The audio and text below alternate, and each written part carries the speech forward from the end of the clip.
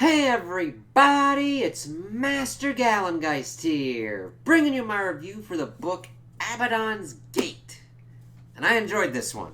Now granted, it took me a little bit longer to get through, even though it's shorter, but that's mainly because of the point of view characters that we had of, like, Clarissa, Bull, and Anna. And most of the stuff that I was really kind of into was Holden stuff, because that was more kind of connected to the proto-molecule, and that's the kind of shit that I really want to learn more about. So, it wasn't that their parts were bad, it's just I had more interest in what was going on in certain other ones. So, we had everything that had happened with Venus and Eris Station and all that, and this giant thing came out and created this ring structure a little bit out past Uranus. And you're just like, alright, this is going to lead to some crazy ass shit. So we pretty much start similarly to Season 3. So the great thing is, I still have to hand it to him. The source material is good. And the adaptation going through to this is good as well. I've never seen it where you've been able to make such changes that work out fairly well. Now, there is certain things that like happen in here that kind of change up what could potentially be going on if, like, when they continue on with the Expanse, because, well, we'll get to it when we get to it. So we have all of our characters kind of in play. Holden is pretty much like, I don't want to go anywhere near the fucking proto-molecule. So he's pretty much trying to get all these kind of weird things to, like, get him out. But he gets pulled in with this documentary crew, Monica and all that, and goes out with the rest of the flotilla. We also are brought in with Melba, who we learned is Clarissa Mao, and that she, oh god, like, I do like this because we get more of what I pretty much thought about her from the show. She is into, like, her family worship and wants vengeance on Holden, no matter it. Like, she's not even bringing into context that her father was essentially taking weird fucking alien shit that he didn't know what he was doing with, experimenting on children with it, and trying to make it into a weapon and selling it to people around the system, and because he could fucking do it. And she just had, like, this father worship and resentment towards her sister and all that, and was going to destroy Holden because of what her life had become. And I'm like, you could have just went off and done your own thing and not tried to engineer a thing that would be, like, fucking screwing everybody and hurting people and pretty much almost leading to, like, the destruction of the entire solar system. You know? Like, fuck your vengeance on that kind of level. So that still translates, but you get into her head as she's learning, as she's utilizing her augmented glands to create this new persona, do all these kind of things, actually learn like engineering and stuff like that, electrical stuff, working with these people before she keeps doing all these things. And then when she gets to, like, her first, like, granted, she does kill certain people before, but she gets to a point where she has to murder this person to keep her plans under wrap, and it really affects her, and it's nice to get into her head to understand that. And then we get time towards the end game goal where that really does factor into another certain part where she then goes too far the other direction to try and make sure that that sacrifice and that kill means something for her to be, like, a good person. It's like, yeah, but don't follow that motherfucker. Please don't. We also see Anna, who is slightly different, than in the show.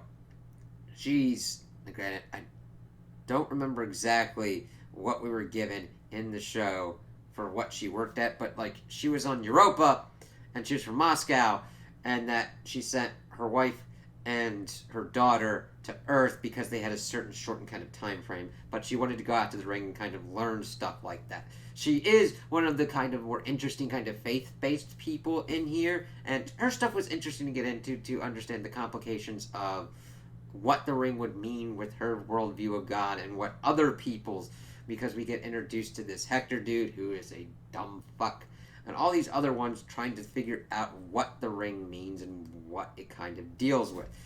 Hector definitely worked out pretty well in a kind of balancing act of how his arrogance and his assuredness of his role in the world pretty much makes him do stupid fucking things a lot of the time. Even going with another stupid fucking person.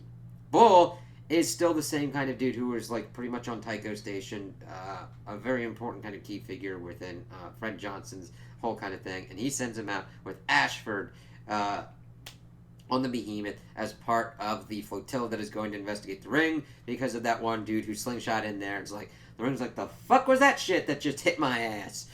Essentially, you know what I mean? It's like, what? Why would you just fucking shoot in there? And this is, of course, around the time that after that kind of happens, Holden starts seeing stuff from Miller, trying to kind of, well, trying to communicate with him. Now, it is a little bit different because I don't remember seeing in the book that there's any kind of proto-molecule still left over on this ship to essentially have it be like, hey, Holden, deal with me, people. But, let's see, I need to get back to Hector on that one thing. But it's just trying to like contact him because I guess he's one of the people that's alive that kind of works well enough that's probably been in enough close proximity to the proto-molecule, and also has one of the assimilated people that is now within the ghost in the machine of the proto-molecule that they can use to kind of communicate with him. And he, of course, is freaking out like, the fuck? So Bull is sent to pretty much look after Ashford, and Ashford is fucking, he is worse in the book. Like, he at least has more kind of redeeming qualities and is kind of more evened out in the show. There is no drummer here. Pa would be the greatest kind of equivalent as the XO, who has to deal with Ashford being... Oh my god. Like, I understand that the OPA would like an OPA person who would be set up as the captain, but for God's sake, it should have been Pa. And Bull's like, listen, I probably would be able to do this kind of shit, but I understand that you can't have the Earther doing it for the OPA. But the dude is just so concerned with optics and not looking like a dumb, stupid ass doing dumb, stupid ass things. I'm like, don't do dumb, stupid ass things and figure out what you're good at and not be like, I'd be a numbers kind of dude, dude trying to analyze kind of stuff.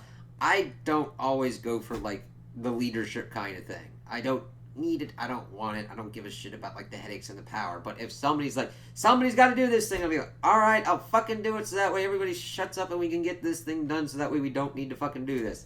It's like, so that it's over and it's done and we can just go on with this shit because it's like, yeah, don't do this because he's telling these weapon systems to be ready, and the engineer's like, Sam, like, why the fuck are we doing this? Because if we shoot this one thing, it's probably gonna fucking only do it once, and then we're gonna be fucked because this wasn't built as a battleship, and you told me we needed to be ready at this time, and it fucking was ready, but it's only ready enough so that way, if we only have to do this thing once, we're not gonna be completely totally fucked. Oh god, I really feel for Sam. It's like, alright, I have a deadline, and you want me to be able... Alright, it'll fire about once. And if it doesn't destroy us, or rip this thing apart, count it as a good day, fuck nuts. So, Bull's having to kind of deal that. We, of course, see stuff of him dealing with druggies and spacing people, and the XO's like, I wouldn't do that. I mean, granted, like, in space, if you're doing some funky-ass shit, that needs to be tended to, but whatever. So... we're pretty much going through, learning our people, learning how they kind of are working their kind of stuff, as we then get to Melba, Clarissa, pretty much putting bombs and stuff on there. Anna linking up with Tilly, who, from the show, kind of works out pretty well. Except in the show, she's killed, and here, she's not. Which I think makes for a more kind of interesting thing. Like, she's pivotal in Clarissa's more kind of journey as we get through the fallout of what happens at the end of this book. And honestly, she's an interesting character in here. Now, granted, not that she's not interesting in the show, it's just you had other different kind of casts. You have vast kind of changes that have occurred, so yeah, certain things are going to be changed up. So it's not that it's like a knock on the show. I understand why she got taken out to more prove that Clarissa's like, I don't give a fuck. I don't give a shit. And she's going to fucking do my shit, so... Here, she was more kind of connected with Anna on the Thomas Prince and helps out at the end. So they get to the ring, and of course this is where Clarissa starts popping off her stuff. doing the footage of Holden being like, blowing up this UN ship, saying that the ring is the OPAs, and just pretty much trying to feed into the stuff that Holden's usual pattern and using it against him. And Holden's like, the fuck's going on? Of course, the documentary crew's a plant. Well, the one is the plant, and has been fucking with the ship, and then seeing the Rocinante have to go into the ring, dealing with the slow zone, and everybody kind of following in, and all this shit that kind of was like going with that. It's like, alright, cool, let's kind of see what's going on. Holden's like, alright, I'm gonna get to that station and kind of figure out what's going on, because since he's in there and sees stuff more, Miller's kind of getting better kind of connections. Like, listen, we gotta go in, but you have to check your doors and corners, kid. And I'm like, yes, you don't. The good thing and the bad thing about this series is how true it is, because the humans have gone and just fucked with a lot of this shit. It's like they don't look at the doors and the corners, because we had one dude who's like, look at that ring. I'm gonna go as faster as possible with a slingshot. Dead. Alright, we're gonna pretty much force it that this people have to go into this thing, learning about the slow zone. And then Holden's like, alright, I'm gonna get in there, I'm gonna see what's what. Maybe we can like figure out what's going on with this thing and get these things kind of de-escalated. So we get pretty much everybody trying to get at Holden and trying to capture, because Last Point's trying to do that. We see various kind of factions kind of dealing with all that kind of stuff. Holden kind of getting in there. Naomi not really happy with it, then figuring out what's going on with Monica's thing and shooting pretty much them off. Be like, fuck you guys. Monica's like, what the fuck you doing, dude? We also get some pretty awesome Amos lines. Like, Amos is a good character. Now, granted, since he's not a POV character, at least at this point, you don't get as much of him as you do in the show, but you still get premium Amos stuff going on here. Let's see. So, Holden is able to get on the station and is seeing what's going on, but he is being chased and pursued by Martian forces. And the thing is that he starts to learn stuff about the proto-molecule, but the Martian forces pretty much enact stricter kind of protocols that the ring is able to introduce.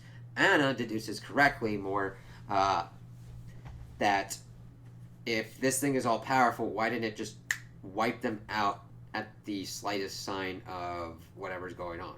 That must mean that the ring doesn't deem them as a complete threat and isn't decided to completely take them out. No, it's doing harsher limitations. Hector's like, we have angered the devil, like, this is the devil, we gotta blow this shit up. And Ashford was being a complete and utter prick, so Bull's like, fuck you, you dumb, idiotic dickhole, and does a mutiny with Pa to pretty much have somebody competent in charge. That happened around the time because we had the whole cataclysm, because Martian Marine shot off a grenade and it blew something up, and the ring's like, alright then, we're gonna stop everything dead stop and pretty much grab your asses in, and it just fucked shit up as Holden's like going through learning more about what Miller's talking about, and I was like, yeah, listen, you're not really special, it's just I'm able to press the right keys with you, pretty much, with your brain, and that I can't, like, processing power wise, doing this shit to you is intensive. Me being able to do it to other people would just be fucking gnarly. And we get some interesting kind of rationales. We're like, yeah, you've got certain privileges because you're in the substrate. Being in the real world, it's like, oh, okay. So we got divisions of stuff going on with like the digital versus the physical and all that kind of stuff, and other different kind of realms or whatnot. So it's like, ooh, that's the shit I'm into. So that's why it kind of took me a little bit longer, because I'm like, whenever I would be getting back to like Clarissa or Anna or Bull, I'm like, I don't hate you guys. That's the shit I want, please. So I'm looking forward to that. It's like, it's still good character work. It's still good to get the other kind of perspectives of what's going on. So Holden's able to kind of like get into and kind of try and fiddle with the lockdown, but he gets in and sees the kind of perspective from the proto-molecule, how there was this giant vast thing, he's connected to it, he had this out-of-body of experience, and sees what's kind of going on, and sees how this thing started taking out systems, and the rings started trying to burn the systems away. Now, an interesting kind of different change that is described within the book is that in the ring system, it's dark space, instead of what we got in the TV show, where it's this blue kind of like I would almost say kind of like it's able to help differentiate it, where this is just black, like it's kind of outside of space or whatnot, or outside of space and time, with the other rings kind of doing things. But however, this kind of helps lift the lockdown. Well, not completely. It brings it up to the point that like Holden gets shot out and the Martians capture him and take him off. They of course talk to him. He of course is willing to comply and tell everything that's going on. The lockdown's not completely lifted, but it's opened enough for Miller to kind of fuck around and kind of figure out what's kind of going on. And then we see that like all the other forces, like Hector Cortez is like, oh shit, we did all this and it was wrong, and decides to help fucking Ashford with another coup, as Bull has pretty much tried to pull everybody onto the Behemoth because it's a generation ship. We can spin gravity and help anybody else that's been hurt. Anna was kind of hurt, but she goes and with the help of Tilly goes after Clarissa because she figured out that she was Clarissa Mao and that she's going after Rocinante to like kill more people and kill Holden. Well, mainly to kill the Rocinante if she can't really get it Holden, and stops her before she's able to take out Naomi. And of course the rest of the Rocinante's crew is brought onto the Behemoth. Clarissa is brought down. It's like, alright, this is the person that was responsible for all this stuff. And the thing is, Miller was able to communicate, hey listen, if you get everybody to turn off their shit, the ring will probably stop it as a threat, because at this moment if you start doing some weird funky shit, it's going to nuke your system. And he's trying to get everybody to do that, but it doesn't really work. Now granted, the one thing that I liked in the show that was not done in the book is when Holden's pretty much giving his whole speech of like, listen, we always do this kind of violence thing and it doesn't really work out. How about we try just this once? And like, because in here he's assaulting the control room because Ashford gets in. We see that Bull was severely injured. He's the one that's in the kind of mech instead of drummer here, and he's still walking around while using the mech to move around, even though he's severely injured. And they're kind of dealing with the whole situation. Holden had been brought on because everybody was consolidating on the Behemoth, and Clarissa pretty much got talked up by Cortez. Cortez? Hector. Yeah, Cortez. To pretty much give her a way to stop this. They're like, alright, if we destroy the ring, which is a height of arrogance. If your arrogance is like, I'm gonna blast into a room, and then you get fucking dick smacked about twice by whatever's in there, and you're like, ah shit, let's blow this thing up. It's like, do you even have anything capable of doing that? It's like, we'll take the comms array, and we'll turn it into a giant laser beam, and we'll destroy the ring. It's like, that's like, like, it's supposed to be stupid. You know what I mean? Like, it's these people that have been stressed out, fucked over, really hurt, and they're like, this thing is a threat. I must remove this threat. It's like, you don't even know if you have anything to remove the threat? Continue. But Anna was able to broadcast the message with Monica, so that's a little bit different. Amos is still helping out. Alex has gone to the Rocinante to power it down. Naomi's in engineering to pretty much try and power down the Behemoth, as the Marines that had the power armor had to relinquish their armor here. But that was a pretty cool thing because the Martians are helping out Bull, but they don't have their power suits, and Ashford just sends out like belters in the Martian power suits that they're not trained for, and there is some shenanery that ensues, but they're able to take them out, though at severe costs. Bull sacrifices himself to take out one of them. One of the Martians is able to snipe one in the face. Is like, god damn, that dude was fucking awesome. I don't know if he died. He was really fucking injured at the end, but they're dealing with everything, and at the end it's Clarissa that kind of saves everything because she utilizes her technical wherewithal, and she's able to be talked to, Anna's able to talk her to a better kind of sense to stop this, and Cortez was getting more afraid of what was going on because Ashford was just killing people willy-nilly, just being a stupid fucking prick about the whole thing. I'm like, yeah, you backed the wrong fucking horse there, dude. So they're able to shut down the Behemoth. Everything's unlocked. Lockdown's lifted. Speed zone's down. And Miller talks with Holden and be like, listen, that worked out pretty well, but the thing is, we're not done here. And the thing is, even though this is like an approximation of Miller, there's still some kind of in there because the proto-molecule wants to know what happened. He's like, listen, I want to know what was killing, and I want to know what happened, so I'm going to need a ride. And Holden's like, he thought he was done, but he's like, alright, this is kind of creepy, but okay. Like, it's really weird. If I was in that situation, I would have handled it, well, not completely differently. I would try and handle stuff as similarly to Holden as possible, but I would have been like, okay, even though we have had weird miscommunications, I would like to help you as much as possible. Okay, that's just me. Holden is more apprehensive, like, I thought we were done with this shit. But granted, I want to know what goes on with that kind of stuff. I don't need to know everything, but I'm like, okay, I'm game. Let's see what's kind of up with this.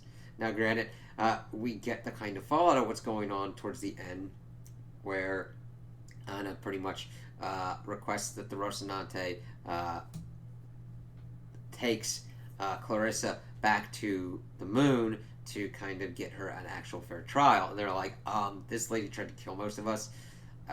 I would prefer not to. However, they got their legal troubles with Mars that Clarissa kind of helped expedite. And Anna just pretty much gets on the phone with Tilly and be like, hey, listen, can you buy the Rocinante? She's like, sure, it'd probably be like cheapest fucking thing. And then gives it back to them as a condition for doing the contract. I'm like, sure. And then we see that Amos pretty much starts the whole Peaches thing with Clarissa, having her help and work out and kind of do her stuff. Because, granted, she has really done horrible stuff. But we can see kind of a path to redemption because she was willing to kill Holden and the Rocinante, and she didn't give a damn who she hurt and who she killed along the way. Because, yes, she should take the brunt of the responsibility of what happened at the ring. Because she set forces in motion through her own actions at multiple points in this whole kind of thing that puts her as the most kind of responsible. You know? Like, granted, I understand that she had a fucked up view of her family and that she had shit she needed to work out. But it's like, yeah, you need to have justice served because, now granted, does that mean she automatically needs to be killed? No, there are better ways to do that. If she's able to utilize her skills effectively and help others and push things forward, that's a better way to kind of do it. And, granted, you had to make sure that you watch to make sure she doesn't have any sliding backs, you know what I mean? But there is a kind of balance there, so it's like, okay, yeah, you've definitely got it to a point where I'm like, I do not like her. I understand her character, okay? I understand all the fucked up things got her to this point and how these decisions in those moments and in her point of view made sense, but I'm like, You start going after someone that pretty much rightfully called your dad out for doing stupid fucking horrible ass shit, I'm not going after that person. Like, if you came to me and said that, like, my family or one of my friends was experimenting on children, I'm not going to go after that person. You give me the proof and the verification, and I'll be like, fuck that person. Like, no, hell no. I'm like, alright, do you. Like, but that's the cool kind of bit with these, with the writers.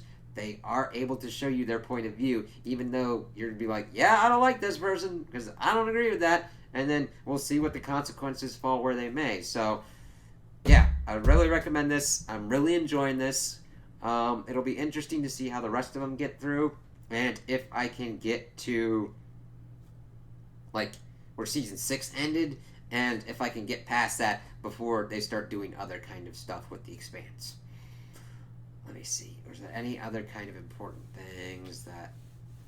No, that kind of set up the ring, and of course, Miller was also able to lift the lockdown, so all the rest of the ring worlds are open to them system-wise. So that really effectively, seismically changes the system of power with, like, the OPA, Mars, and Earth, because you had to institute, like, birthing restrictions because, yeah, we only have these planets. Now you got all this kind of stuff. However, I'm like, hey, make sure that you, like, test that shit out. Otherwise, there could be a virus that, like, kills everybody, but what do I know? You just fucking took some kind of crazy-ass thing, injected it in people, irradiated their asses, it turned into a living fucking thing that's like, I'm a rock that's gonna kill motherfuckers, and then smashes into Venus and made a fucking ring. But, hey, what do I know? I don't like to stick my dick in weird things, and then just be like, hey, I'm gonna see how this is gonna work. Woo! Oh no, my dick got bit off. Yeah, I'm not. I might look and search for knowledge, but I'm not gonna full force. Wee pudding. Kind of that shit. I'm like, no. That was a Supernatural Dean reference. I couldn't help myself. But it does shift because you got, alright, since you got all these worlds, what is the point of terraforming Mars? That introduces that kind of whole aspect that I'm interested to see how that kind of works out with Mars's kind of society. They're like, fuck that shit. However, I think that terraforming is an important technology that you would still want within your belt to understand how you can effectively make sure that a planet is within your realm of expertise of like, hey, this probably won't kill my ass. You know, that's like, granted, I'm weird because of how tactically long form I sometimes think of certain things, and I'm like, yeah, even though that's not going to help me or like be within my lifetime, I'd rather have that worked out well enough so that way it becomes an important thing later on in civilization. So it's like, hey man, okay, some ecological disaster happened on one planet that's our main kind of breadbasket. I don't know, like fucking mirrors falling on Ganymede. How about we were able to try and fix that with some of the terraforming things we've got, or terraform another kind of planet to make sure that we've got some kind of food sources available while we fix it with our other kind of terraforming methods. It's not just like, hey, this is going to take generations to fucking accomplish, let's kind of like stop this, though I can get why some people are like, fuck that shit, there's a fucking one right over there, right over there, right over there. It's kind of like people that are like, I can make a donut, and it'll take a couple hours. Or I can go get a donut, that's already fucking over there. However, the thing is, somebody already made that donut. Right? Okay, I know that's kind of weird and went kind of tangenty, but you get the kind of thing of what's kind of going on, how these rings kind of change the power dynamics, because then you've also got the strength of the OPA vastly magnified, because it's like, yeah, bitch, we'll control this, and we're the ones that know how to do this stuff. However, they need to get off of an arrogant kind of level, because the thing is, most of them wouldn't be able to like go into these planets because of how much they are pretty much null G vacuum kind of done for their bodies. You would still need Martians and Earthers to be like, hey, that planet's got any kind of modicum of gravity. Let me go down and kind of fucking check that shit out. Otherwise, you're going to be like, I can't move, and get like crushed into a ball. Like, it's not their fault. Their bodies have adapted to space. So, yeah, I really enjoyed this, and I would definitely recommend it if you're into the show, and if you've read the first two books and you're like, I want to see what's going on here. I haven't stopped liking it. I like the first one. I like the second one. I like the third one. However, I went kind of slower until it started kind of picking up with everything kind of going on within the ring and all that. But that slowest bit works out because they need to do it for these characters, because we have not gotten point of views of Vol, of Anna, and Clarissa, because they weren't in those other kind of stories at those points. So it's important for them. So even though I was more like, okay, this is taking some time, it's not that I didn't enjoy it. I'm like, I kind of want this other stuff, you know? So those are my opinions on the book. Tell me what you guys think in the comments below. If you liked it, if you didn't like it, if you agree with me, if you disagree with me. Also, like and subscribe, and I hope you have a good day.